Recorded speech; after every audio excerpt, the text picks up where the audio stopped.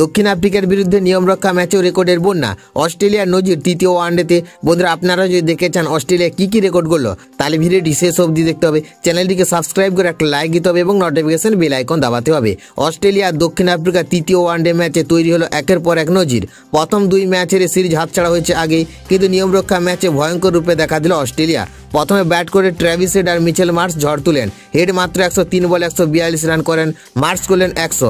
তিনে নামা Cameron green খেলেন বিধ্বংসী ইনিংস, মাত্র 55 বলে অপরাজিত 118 রান। ক্যারে যোগ করলেন দ্রুতগতির 50। ফলে অস্ট্রেলিয়া গড়ে তুলে 431 রানের পাহাড়। জবাবে দক্ষিণ আফ্রিকা একেবারে দাঁড়াতে পারেনি। কুপার কনলির দুর্দান্ত স্পিনে 155 রানে গুটিয়ে যায় তারা। ফলে অস্ট্রেলিয়া ম্যাচ জিতে রেকর্ড 276 রানে। এই ম্যাচে তৈরি হয়েছে বিশেষ কিছু নজির। প্রথমত, 276 রানের এই জয় দক্ষিণ আফ্রিকার ওয়ানডে ইতিহাসে সবচেয়ে বড় হারের রেকর্ড। দ্বিতীয়ত, অস্ট্রেলিয়ার ইনিংসে 431 রান তাদের দ্বিতীয় সর্বোচ্চ স্কোর। তৃতীয়ত, দলের প্রথম 3 ব্যাটারি 100 রান করেছেন, যা ওয়ানডে ক্রিকেটে মাত্র দ্বিতীয়বার ঘটল।